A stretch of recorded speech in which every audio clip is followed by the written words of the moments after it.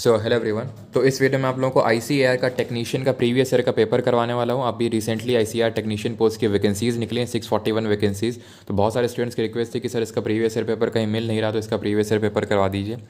तो previous year paper तो मैं आपको करवाऊंगा ही, लेकिन बहुत सारे स्टूडेंट के उसमें डाउट भी थे कि जैसे सर ये जो अभी पोस्ट निकली है 641 वैकेंसीज आईसीआर टेक्नीशियन की, ये नॉन गवर्नमेंटल हैं और इसमें ये टेम्परेरी जॉब है। कुछ स्टूडेंट को तो ये डाउट थे, बहुत सारे स्टूडेंट के, और कुछ के थे कि इसमें से परसेंटेज मांगा है। तो इस वीडियो को मैं सेपरेटली कवर करूंगा। और फॉर द टाइम बीइंग अभी तो मैं आपको प्रीवियस ईयर पेपर करवा रहा हूँ, थोड़ी देर बाद आपको कैसे अप्लाई करना है आईसीएआर पोस्ट टेक्नीशियन पोस्ट के लिए आपको पूरा वीडियो मिल जाएगा, डिटेल वीडियो। उसके बाद मैं आपके सारे डाउट्स कवर कर दूंगा कि एक नॉन गवर्नमेंटल है, क्या टेम्परेरी है, और क्या इसमें परसेंटेज की रिक्वायरमेंट है, वो सारी चीज़ें। ठीक है, अभी हम लोग मेन फोकस करते हैं प्रीवियस ईयर पेपर पर। और इसका मेन दिक्कत यही है कि इसका गाइडेंस बहुत ज़्यादा अवेलेबल नहीं है। उसका रीज़न ये है कि ये हर साल एग्ज़ाम नहीं होता है। जैसे कि हमने देखा था यूपीएससी ईपीएफओ की वैकेंसीज निकली थी, तो वो भी हर साल नहीं होती है वैकेंसीज। तो उसी प्रकार ये आईसीआर के टेक्नीशियन की पिछली बार जो एग्ज़ाम हुआ था अराउंड 2015-16 में एग्ज़ाम हुआ था, तो इसी वजह से इसका प्रीवियस ईयर पेपर बहुत लोगों को नहीं मिला। लेकिन यहाँ से मैंने कहीं ना कहीं अरेंज किया आप लोगों के लिए, क्योंकि क्योंकि आप ये समझ लीजिए कि एक लोग हैं मेरे जो कि डायरेक्टली गजटेड ऑफिसर हैं, जो आपका पोटैटो रिसर्च इंस्टीट्यूट है। क्योंकि जब आप आईसीएआर पोस्ट के इसके थ्रू जाओगे आप टेक्नीशियन पोस्ट पे, तो आपको ऐसा नहीं कि डायरेक्टली एग्रीकल्चरल इंस्टीट्यूट कुछ ऐसा मिलेगा आपको। इसी के अंदर जो कई सारे रिसर्च इंस्टीट्यूट हैं, जैसे पोटैटो रिसर्च इंस्टीट्यूट हो गया, पल्स रिसर्च इंस्टीट्यूट, ऐसे आपको वहाँ पे पोस्टिंग मिलेगी। ठीक है, तो वहीं से मैंने जुगाड़ा है। और यहाँ पे क्वेश्चन सिर्फ इंग्लिश में है, तो उसके लिए मैं क्षमा चाहूँगा, लेकिन मैं पूरी कोशिश करूँगा कि हिंदी मीडियम के सभी स्टूडेंट्स को यहाँ पे कोई भी प्रॉब्लम ना हो, और सारी चीज़ें मैं एक्सप्लेन करूँगा। मेन जो हमारा काम है इस पेपर से ये समझना है कि कैसा पेपर आता है। और अगर आप लोग आगे बोलोगे, रिक्वेस्ट करोगे, रिक्वेस्ट इन द सेंस कि अगर मुझे लगेगा कि हाँ आप लोग अच्छे खासे लोग हो, तो मैं इसका फर्दर गाइडेंस भी आप लोगों को दे दूंगा कि कौन सी बुक्स आपको रेफर करनी है। और इसकी तैयारी भी मैं आपका जो जीके और सोशल साइंस वाला पोर्शन है, मैथ वाला भी फॉर दैट मैटर, मैं आपका पूरा करवा दूंगा। ठीक है, शुरू करते हैं। पहला क्वेश्चन देखते हैं, विच of the following metal is the lightest? Mercury, silver, lithium या फिर लेड? तो इसका सही आंसर होगा ऑप्शन नंबर सी, लिथियम। अगर हम देखें तो लिथियम जो है हाइड्रोजन के बाद हमारा फर्स्ट जो पीरियोडिक टेबल में अगर हम देखें फर्स्ट पीरियड में, तो हाइड्रोजन के बाद हमारा लिथियम ही आता है। तो ऑप्शन नंबर सी यहाँ पे सही आंसर होगा। लिथियम जो है लाइटेस्ट मेटल है। ये क्वेश्चन कहाँ से है? केमिस्ट्री से। मैं आपको कैटेगरी बताता जाऊँगा ताकि आपको पता चलता जाए कि कहाँ से कितने क्वेश्चन हैं। अगला क्वेश्चन है सेकंड नंबर, और ये मैं आपको बता दूँ इसमें 25 क्वेश्चन है, जिसमें कि जीके, साइंस और सोशल साइंस तीनों मिक्सड है। ठीक है, क्योंकि पहले आपका मिक्सड ही होता था, अभी पैटर्न जो है चेंज हो गया है। तो रैट क्या है? एक ओवी पैरस है, ओवोवी पैरस है, विवी पैरस या फिर पार्थेनोजेनेटिक है? तो रैट क्या है? तो रैट एक तरह का विवी पैरस है। विवी पैरस का मतलब होता है कि जो एनिमल डायरेक्टली ही बच्चे पैदा करे उसको बोलते हैं विवी पैरस। अगर मैं बात करूं ओवी पैरस की, तो इसमें जो एनिमल अंडे डालता है, यानी कि अंडे के थ्रू उसमें जन्म होता है बच्चों का, ऑफस्प्रिंग्स का, तो उसको हम ओवी पैरस बोलते हैं। और अगर मैं बात करूं ओवोवी पैरस का, तो इसमें क्या होता है कि एग का डेवलपमेंट मदर के अंदर होता है और उसके बाद जो है बच्चा जन्म लेता है। और अगर हम बात करें पार्थेजेनेटिक की, तो इसमें एक्चुअली बाकी केसेस में हम क्या देखते हैं कि ऑफस्प्रिंग यानी कि बच्चे कब पैदा होते हैं? जब मोस्टली मेटिंग होती है, मिलन होता है, लेकिन इस केस में मिलन नहीं होता है। अगला थर्ड नंबर क्वेश्चन है लिगामेंट जॉइंट्स। ये क्वेश्चन है बायोलॉजी से कि लिगामेंट जो है किसको कनेक्ट करता है? दो मसल को कनेक्ट करता है, दो बोन्स को, मसल को बोन से, या फिर मसल को कार्टिलेज के साथ। तो जो लिगामेंट होता है वो दो बोन्स को कनेक्ट करता है। इसी का एक भाई होता है टेंडन। ठीक है, आप इसका प्लीज़ हिंदी मीनिंग सर्च कर लेना। आगे से मैं कोशिश करूँ कि आपको हिंदी में भी सारे टर्म्स बताए जाएं, लेकिन आप इसको सर्च कर लें। तो जो टेंडन होता है वो मसल को बोन के साथ कनेक्ट करता है। ठीक है, ये आपको पता होना चाहिए। अगला क्वेश्चन है फोर्थ नंबर की golden rice will help in. तो एक वैरायटी होती है राइस की, गोल्डन राइस, वो किस में हेल्प करती है? फ्यूल बनाने के लिए, पेस्ट, ये एक पेस्ट रेजिस्टेंट वैरायटी होती है, ये एक हर्बीसाइड रेजिस्टेंस वैरायटी होती है, या फिर alleviation of vitamin A deficiency, यानी कि विटामिन ए की जो कमी होती है उसको दूर करने के लिए हम गोल्डन राइस को यूज़ करते हैं। तो यही ऑप्शन हमारा सही आंसर है, ऑप्शन नंबर डी, कि जो विटामिन ए की डिफिशियंसी को कम करने के लिए हम गोल्डन राइस वैरायटी का यूज़ करते हैं। अब हर क्रॉप की हम एक वैरायटी नहीं बना के ले आते हैं, उसका कुछ रीज़न ये होते हैं, मेनली 3 रीज़न होते हैं। या तो वो पेस्ट रेजिस्टेंट होगी, या वो हर्बीसाइड रेजिस्टेंट होगी, या फिर वो किसी डिफिशियंसी, किसी विटामिन की डिफिशियंसी के लिए वो लाई जाएगी। ठीक है, अब उसी में से गोल्डन राइस, क्योंकि आप एग्रीकल्चरल रिसर्च इंस्टीट्यूट का पेपर देने जा रहे हैं, तो बायोलॉजी से जो बॉटनी सेक्शन होता है उससे आप अच्छे खासे क्वेश्चन एक्सपेक्ट कर सकते हैं। अगला क्वेश्चन भी उसी पे बेस्ड है। ठीक है, कमेंट में आपको ये बताना है कि विटामिन ए की डिफिशियंसी से कौन सी बीमारी होती है, ये बताना है। अगला क्वेश्चन है fifth number, BT cotton has been produced by. तो बीटी कॉटन जो है कैसे प्रोड्यूस की जाती है? In situ hybridisation of BT gene, northern blotting of BT gene, southern blotting of BT gene, या फिर क्लोनिंग ऑफ बीटी जीन। ठीक है, तो बीटी कॉटन वैरायटी है, जैसे बीटी ब्रिंजल, बीटी कॉटन, ये वैरायटी होती हैं, ये जेनेटिकली मॉडिफाइड क्रॉप होती हैं, यानी कि इसकी सीड में इसकी जो बीज होता है उसमें थोड़ा सा हम खिलवाड़ कर देते हैं। वो खिलवाड़ इस वजह से करते हैं ताकि उसमें जो कॉटन में जो पेस्ट लगते हैं, यानी कि जो कीड़े लगते हैं जो फसल को ख़राब कर देते हैं पूरी, उससे वो बच सके। तो ये प्रोड्यूस होते हैं क्लोनिंग करके बीटी जीन का। ठीक है, अगला क्वेश्चन देखते हैं हमारा 6 number. Rain is called acid rain when it's pH is below. तो किसी रेन को हम एसिड रेन कब बोलेंगे? जब उसका पीएच 7 हो, 6 हो, 6.5 या फिर 5.6। देखिए, पहली बात तो यहाँ पे बात हो रही है एसिड रेन की।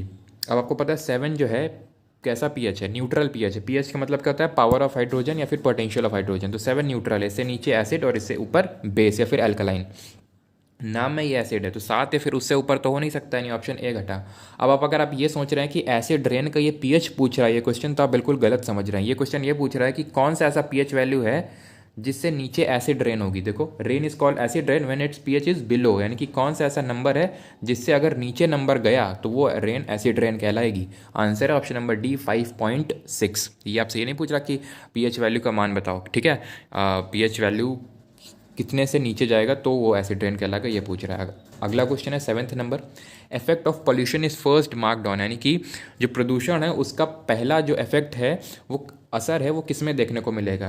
जो जीव जंतु होते हैं छोटे माइक्रो ऑर्गेनिज्म, वेजिटेशन पे, फूड क्रॉप्स पे, या फिर एनिमल जानवरों पे? सही आंसर ऑप्शन नंबर बी है, वेजिटेशन पे देखने को मिलता है। जैसे फॉर एग्जांपल जो लिचन होते हैं, ठीक है, लिचन क्या होते हैं? Algae plus fungi. ठीक है, तो इनको हम बोलते हैं कि तुरंत ही हमें क्या पॉल्यूशन में चेंजेस, क्या हमारे एनवायरनमेंट में चेंजेस होते हैं, तुरंत ये जो लिचेंस हैं बता देते हैं। तो लिचेंस किसका पार्ट है? वेजिटेशन का। किससे मिलकर बनते हैं? एल्गे प्लस फंगाई से। ठीक है, तो ऑप्शन नंबर बी सही आंसर होगा, वेजिटेशन। मुझे पता है कि आप में से बहुत सारे जो हिंदी मीडियम के स्टूडेंट हैं कुछ टर्म्स समझ नहीं आ रहे होंगे, बट आप उनको सर्च कर सकते हो। लेकिन यहाँ पे मेन जो मोटो है हमारा वो ये समझना है कि किस तरह के क्वेश्चंस आए थे, और उसी हिसाब से ताकि मैं आपको आगे गाइड कर सकूं फर्दर। ठीक है, आपको भी ये पता होना चाहिए कि किस तरह का आपको पेपर मिलेगा अगर आप इसके लिए फॉर्म अप्लाई करेंगे तो। क्वेश्चन नंबर 8 है, process of flowering is influenced by. तो जो फ्लावरिंग का प्रोसेस है पूरा, वो किससे इन्फ्लुएंस होता है? Acidity of the soil, water in the soil, amount of green pigment, या फिर फोटो पीरियोडिज्म। तो जो फ्लावरिंग का पूरा प्रोसेस होता है वो फोटो पीरियोडिज्म से इससे अफेक्ट होता है। देखिए, आप फिर देख सकते हैं कि फ्लावरिंग से क्वेश्चन, यानी कि बॉटनी सेक्शन से क्वेश्चन है। बायोलॉजी से तो है ही, लेकिन बॉटनी से है। क्यों? क्योंकि आप एग्रीकल्चरल रिसर्च इंस्टीट्यूट का एग्जाम देने जा रहे हैं। अभी पूरे पेपर आप देखे हुए तो एक भी फिजिक्स का क्वेश्चन नहीं मिलेगा साइंस के नाम पे आपको। केमिस्ट्री का भी हमने देखा था, ऊपर लाइटेस्ट मेटल, एक और हमें अभी क्वेश्चन दिखेगा केमिस्ट्री का। लेकिन बायोलॉजी के बॉटनी सेक्शन से अच्छे खासे क्वेश्चन है, तो हमें केमिस्ट्री और बायोलॉजी पे फोकस करना है।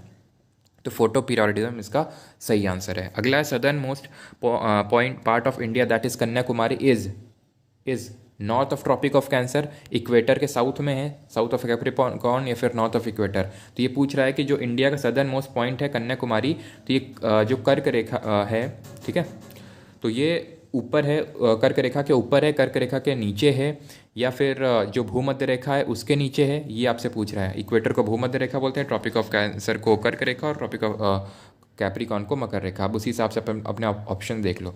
तो कन्याकुमारी ये पॉइंट है। अब ट्रॉपिक ऑफ कैंसर कहाँ से गुजरती है? भारत के बीचों बीच से गुजरती है। ये पहला ऑप्शन बोल रहा है कि north of tropic of cancer. North क्या हुआ? इसका ऊपर ही हिस्सा हुआ, यानी कि ट्रॉपिक ऑफ कैंसर के ऊपर, लेकिन ऊपर तो है नहीं, कन्याकुमारी तो नीचे है। South of the equator, equator तो भारत के नीचे से गुजरती है, तो साउथ ऑफ इक्वेटर का मतलब हुआ नीचे, नीचे तो है नहीं, ये तो ऊपर है, तो ये भी ऑप्शन गलत हो गया। South of the Capricorn, Capricorn जो है ट्रॉपिक ऑफ कैप्रिकॉर्न, वो तो इक्वेटर के भी नीचे है, 23.5 डिग्री साउथ लाइन जो जिसको हम बोलते हैं, वो तो फिर तो वो तो उसके भी नॉर्थ है, तो उसके भी नीचे बोल रहा है वो, तो ये भी ऑप्शन गलत। इसका सही आंसर होगा option number D, north of equator. ये है हमारा इंडिया, अगर मान लिया ये गुजरती है ट्रॉपिक ऑफ कैंसर, ये गुजरती है इक्वेटर, तो ये है कन्याकुमारी, तो ये इसके किस में हुआ? नॉर्थ डायरेक्शन में हुआ। इस वजह से ऑप्शन नंबर डी सही आंसर होगा। ज्योग्राफी से भी हमने एक क्वेश्चन देख लिया। अगला क्वेश्चन फिर ज्योग्राफी से है। Quartzite is metamorphosed. तो 3 तरह की रॉक होती हैं, आप पढ़ोगे 3 तरह की रॉक्स होती हैं। एक तो इग्नियस रॉक होती हैं, मेटामॉर्फिक रॉक होती हैं, और सेडिमेंट्री रॉक होती हैं। तो इग्नियस रॉक जो होती हैं वो प्राइमरी रॉक होती हैं, इसी से मेटामॉर्फिक और सेडिमेंट्री बनती हैं। अगर इग्नियस रॉक में बहुत ज़्यादा हम प्रेशर और हीट दे देंगे तो वो मेटामॉर्फिक रॉक बन जाएगी। तो ये बोल रहा है क्वार्टजाइट इज अ मेटामॉर्फोज्ड, यानी कि किस रॉक में हमने पर हीट और प्रेशर डाला होगा तो वो क्वार्टजाइट बन गई होगी, बताओ। तो ये है सैंडस्टोन, ऑप्शन नंबर सी, ठीक है। मैं फिर से बता दूं कि आप टर्म्स को सर्च कर सकते हो जो हिंदी मीडियम के स्टूडेंट्स हैं। मैं आगे भी जो भी आपको पढ़ाऊंगा वो प्योरली हिंदी और इंग्लिश दोनों में रहेगा, ठीक है। अगला क्वेश्चन है 11th नंबर, name of the state where Adam bridge is situated. तो उस जल संधि का नाम बताइए कि जहाँ पे एडम ब्रिज सिचुएटेड है। तो एडम ब्रिज है क्या, पहले तो ये समझ लो। एडम ब्रिज राम सेतु का ही एक दूसरा नाम है। अभी नाम पड़ा कहाँ से, एडम ब्रिज। तो अब हम राम सेतु बोलते थे कि राम जी जो है कन्याकुमारी से श्रीलंका तक गए और उन्होंने पूरा जो है इसके लिए वो रोड वगैरह, वो जो भी पत्थर वगैरह डाले। तो हर चीज़ में मतलब चेक करना होता है। जो फॉरेनर्स होते हैं, जो अमेरिका वालों ने क्या किया, वो सैटेलाइट वगैरह लगा के उससे चेक करना चाहा सैटेलाइट के थ्रू कि यहाँ पे है भी एक्चुअली कि नहीं। तो उन्हें बिल्कुल वहाँ पे दिखाई पड़ा, एक ब्रिज दिखाई पड़ा ऐसे करके, जो ये इंडिया के सदर्न मोस्ट पॉइंट को श्रीलंका से कनेक्ट कर रहा था। तो इसको इन्होंने अपना नाम दे दिया एडम ब्रिज। तो ये बोल रहा है कि एडम ब्रिज किस में लोकेटेड है, बेरिंग स्टेट, कुक स्टेट, पाक स्टेट और ताइवान स्टेट।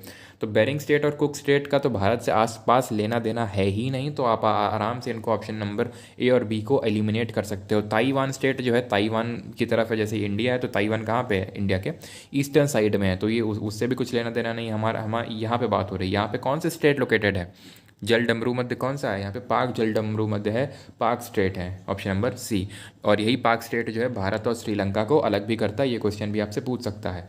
अगला क्वेश्चन है 12th number, the Gayatri mantra contained in the Rigveda is dedicated to which deity. तो जो गायत्री मंत्र है ऋग्वेद में, तो किस भगवान को समर्पित है, अग्नि, मारुत, सूर्य या फिर Savitri. Answer option number D है, सावित्री जी को डेडिकेटेड है, जिनको हम गॉडेस ऑफ सन भी कहते हैं। गायत्री मंत्र कौन से मंडल में है ये आपको बताना है। ऑप्शन दे देता हूँ मैं आपको, दूसरे मंडल में, तीसरे मंडल में, 9वें मंडल में, फिर 10वें मंडल में। ये आपके चार ऑप्शन, आपको बताना है किस मंडल में गायत्री मंत्र है, ठीक है। अगला क्वेश्चन है, Indian green revolution started from. तो जो भारत का जो हरित क्रांति है वो कहाँ से शुरू हुई, पंतनगर, बेंगलोर, कानपुर या फिर लुधियाना। तो इसका answer option number A, Pantnagar.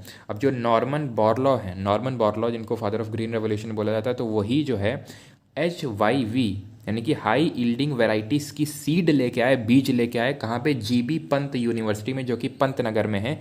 और वहीं से जो है इसकी शुरुआत हुई ग्रीन रेवोल्यूशन की। अभी हाई यील्डिंग वेराइटी की सीड क्या होती हैं, जिनको डालने पे बहुत ज़्यादा प्रोडक्शन होता है। जैसे कि गेहूँ की अगर हम हाई यील्ड वेराइटी डालेंगे, हाई यील्ड वेराइटी की सीड डालेंगे नॉर्मल सीड के कंपैरिजन में, तो बहुत ज़्यादा हमें गेहूँ की फसल देखने को मिलेगी, ठीक है। मैं फिर से बता दूँ, आप एग्रीकल्चरल रिसर्च इंस्टीट्यूट के द्वारा बनाए गए पेपर को देने जा रहे हैं, उस पोस्ट पर जा रहे हैं जहाँ पर आपको इसी से सारा काम आपको देखना होगा। तो इसी वजह से ये वाला एग्रीकल्चरल वाला पार्ट हो गया, और आपका जो बॉटनी वाला सेक्शन हो गया, इस पर अच्छा खासा हमें इंपॉर्टेंस देने की जरूरत है। अगला क्वेश्चन है 14th नंबर, global competitiveness a report is related to which of the following organisation. तो ग्लोबल, सिंपल आपसे ये पूछ रहा है कि जो ग्लोबल कॉम्पिटेटिवनेस रिपोर्ट है वो कौन सा ऑर्गेनाइजेशन रिलीज करता है, WTO यानी world trade organisation, world economic forum, SAARC या फिर EU यानी कि यूरोपियन यूनियन। तो सारी रिपोर्ट, अब ये उस समय करंट में था इस वजह से पूछ लिया गया।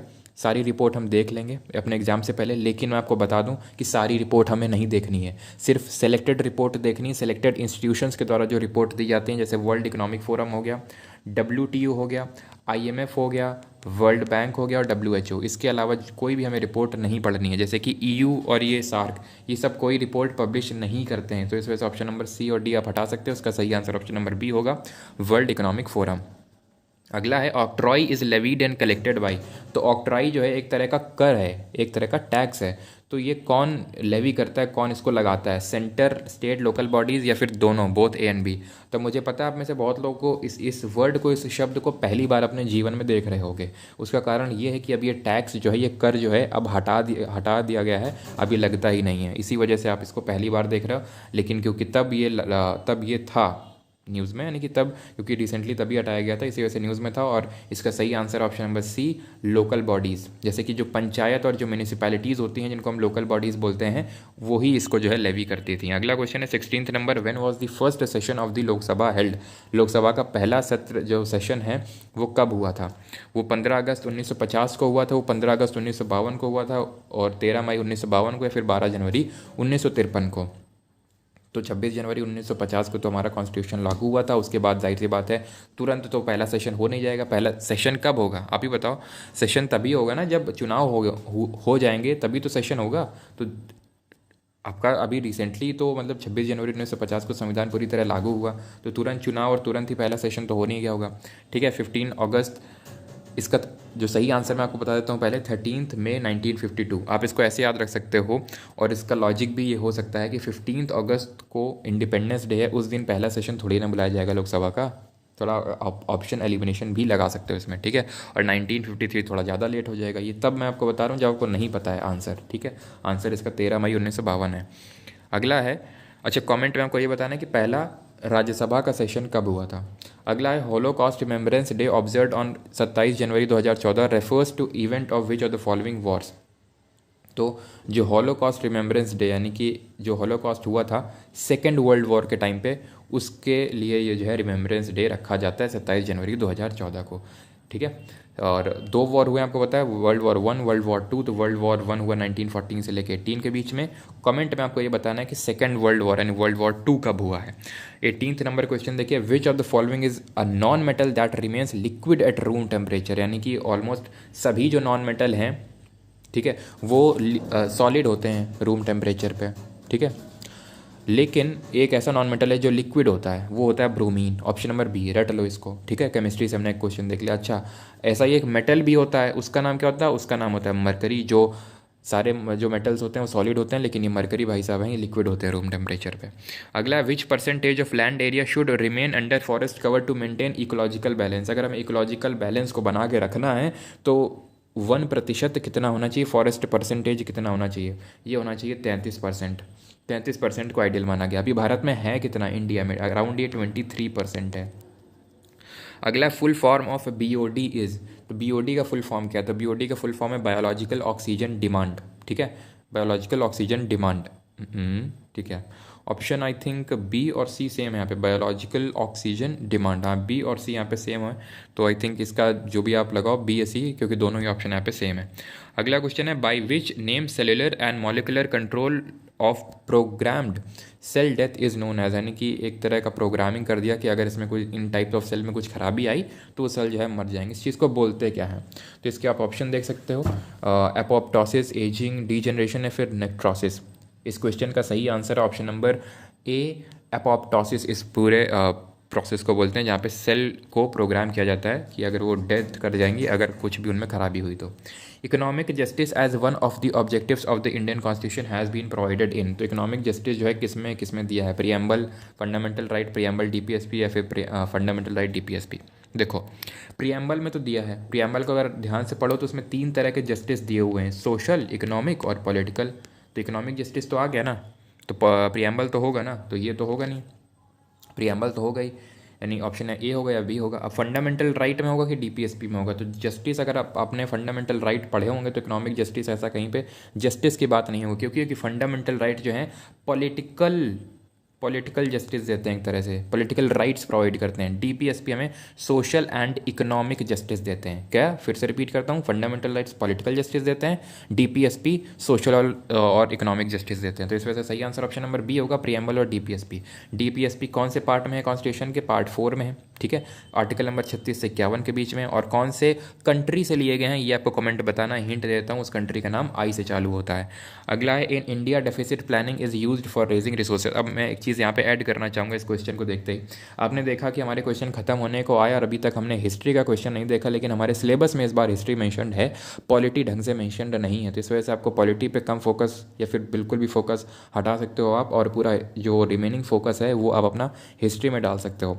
इंपॉर्टेंट सेक्शन मैंने आपको बता दिया, अभी मैं फिर से आपको बताऊंगा वीडियो के लास्ट में, लेकिन इंपॉर्टेंट वही है आपका कि जो बॉटनी वाला सेक्शन हो गया, थोड़ा बहुत केमिस्ट्री हो गया आपका, और जितने भी एग्रीकल्चर से रिलेटेड क्वेश्चन है। अब आप सरप्राइज मत होइएगा अगर आपको वहाँ पे आपके एग्जाम में ऐसे क्वेश्चन देखने को मिलेंगे कि पल्स रिसर्च इंस्टीट्यूट कहाँ पे है, पोटैटो रिसर्च इंस्टीट्यूट कहाँ पे है, ठीक है, राइस रिसर्च इंस्टीट्यूट कहाँ पे है। ये क्वेश्चंस रट डालना एकदम, मैं आपको रटवा दूंगा अपनी साइड से सारी चीज़ें जो मैं अपनी साइड से कर सकता हूँ, लेकिन इन क्वेश्चंस पे जहाँ पे भी आपको देखें एक्स्ट्रा फोकस डालने की ज़रूरत है, क्योंकि आप एग्रीकल्चर का एग्जाम देने जा रहे हो, ठीक है। तो ये क्वेश्चन एक्स्ट्रा इंपॉर्टेंस रखते हैं।